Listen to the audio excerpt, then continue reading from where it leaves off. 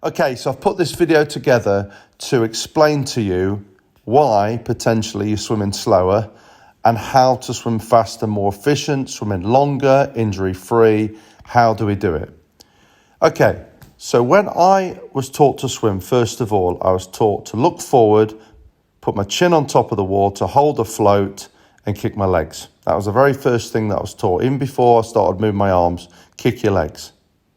Now, the first problem with that is when you put your chin on top of the water and you hold your arms and hands high on top of the water, then the head's the heaviest part of the body, the legs want to sink. The other problem with that is it's teaching me how to swim flat. And flat is the biggest you can possibly be through the water. If you make yourself the biggest you can possibly be, you're going to have the most resistant possible. Again, you've heard me say it before. How do you make a boat faster? You make it long and lean, you don't make it small and wide. When they do a tumble turn in the Olympics, they push off on the side, they don't push off flat. So we know it's more efficient on the side. We know this. And yet still, we're learning to swim flat. And when you're flat, your shoulders are lower, you're having to lift your arms overhead. That's the biggest cause of injury. You've got 7 tendons running over the shoulder. Then you enter high. And rather than pushing water back because your shoulders can't cope with it, you push water down first, which is a waste. That brings your chest up and your hips lower. So you're missing part of the catch by being really high. So what we want to do is a number of things to stop that. First of all, do not look forward. I know what you're going to say to me. You're going to say, Adam, how do I see where I'm going?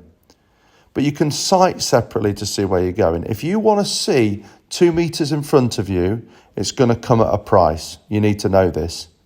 The price is your hips are going to want to drop. And that's why a pull buoy was invented, because they know people's heads are forward, eyes looking forward, and the hips are down. So they invented a float between your legs to help bring your hips up.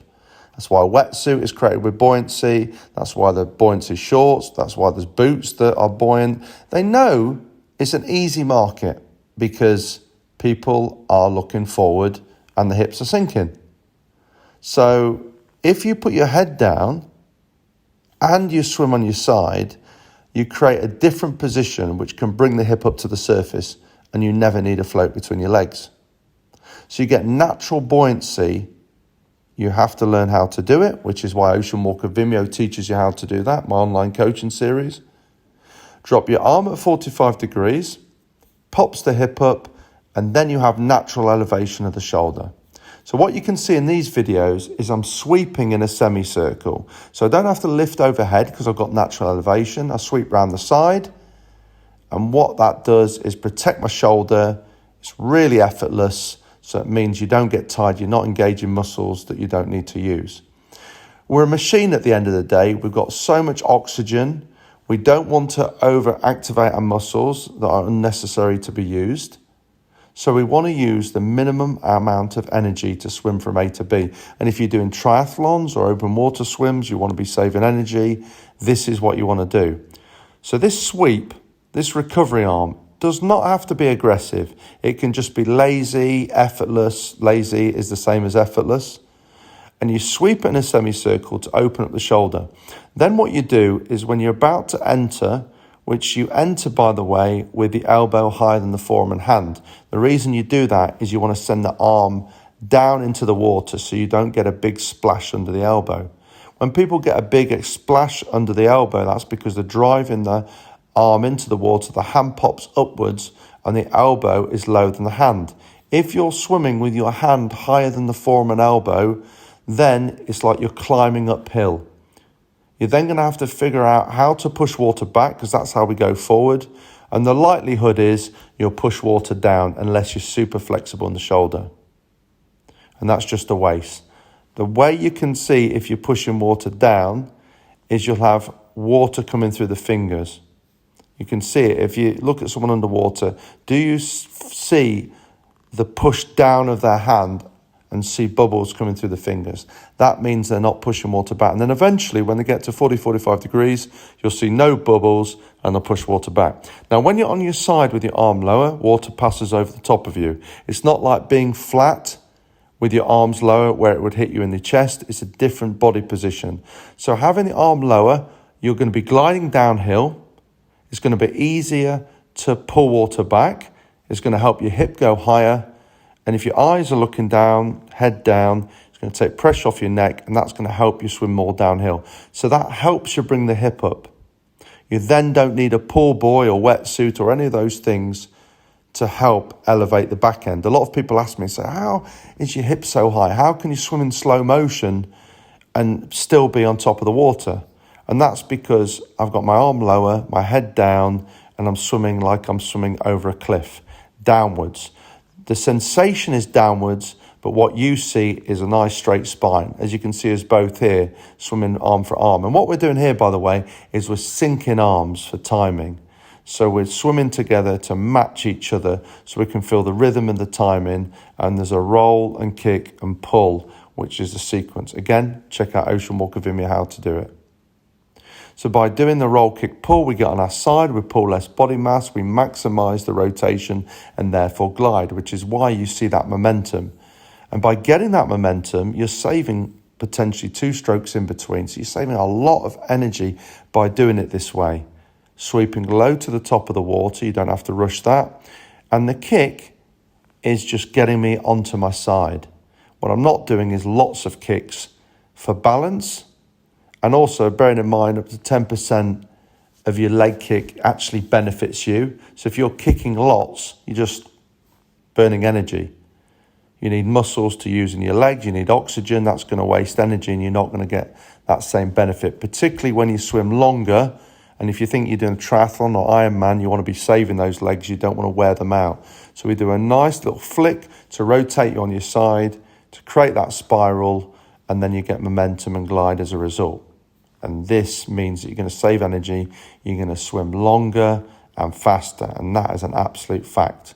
So if you see me swimming here and you see me dropping my front arm, which I don't do, then I would increase the cadence. I wouldn't be any faster. I wouldn't have a glide. The only way you glide is having your arm out to glide onto. You can only glide with a glider. In other words, the arm underwater. If you drop that front arm, you're just going to increase the cadence. You're going to increase how many strokes you do. That's going to burn a lot of energy. So we want to maximize length of stroke. And you do it by swimming with a roll, a kick, and a pull. And I'm swimming feet upwards. I'm not swimming chest downwards how we were taught. I don't actually feel my arm driving at all. It actually just drops in delicately. Then I do a kick and pull. And I'm powering it from the back end, not the front end. And that creates the big glide. If I drive at the front end, my glide's not as big, and I potentially hurt my shoulder from spearing. And also, maybe I can't control my arm down at 40, 45 degrees because the elbow drops and my hand goes up towards the surface. So there's so many things that can get affected by spearing the arm into the water. And it just means extra effort. And I don't want to put extra effort in. I want it to be nice and relaxed. I want it to be effortless. And I want to protect my body. And that is absolute key for me, having had 2 operations on my shoulder and advised not to swim again by my surgeon. So protecting the shoulder is absolutely key. If you go too high, you try and get that high catch, you're going to feel pressure on top of the shoulder and in the neck as well. That's the other thing. It's going to be pressure in the neck as the traps go upwards. So you want to protect the shoulders by dropping it lower and getting that nice catch. Sweep in a semicircle, get a nice rhythm, and you can practice with a friend like I am doing here in order to get that rhythm and that timing. And how long you hold the glide depends on how good your kick is and how good your pull is. So that shouldn't be rushed. It's all about taking your time to maximize the rhythm of the rotation. And if you try and rush that, you'll go slower, you'll use more energy, and it won't work. So that's really important. If you want to check out more how to learn the Ocean Walker technique, then you've got Ocean Walker Vimeo, my online coaching series. You check it out on Google, or you go to oceanwalkeruk.com. You can have a one-to-one lesson at my place in Lincoln, UK, or you can come on swim camps. I've got coming up Tenerife this year in April, and I've also got Turkey in May, and I've got Maldives in June. So you can learn it over a few days. And it is an absolute game changer. Swimming has completely changed my life doing it this way, and you really want to check it out. So I hope you enjoyed the video. Keep following my tips, please. Keep following the page, and I'm wishing you all the best. Bye-bye.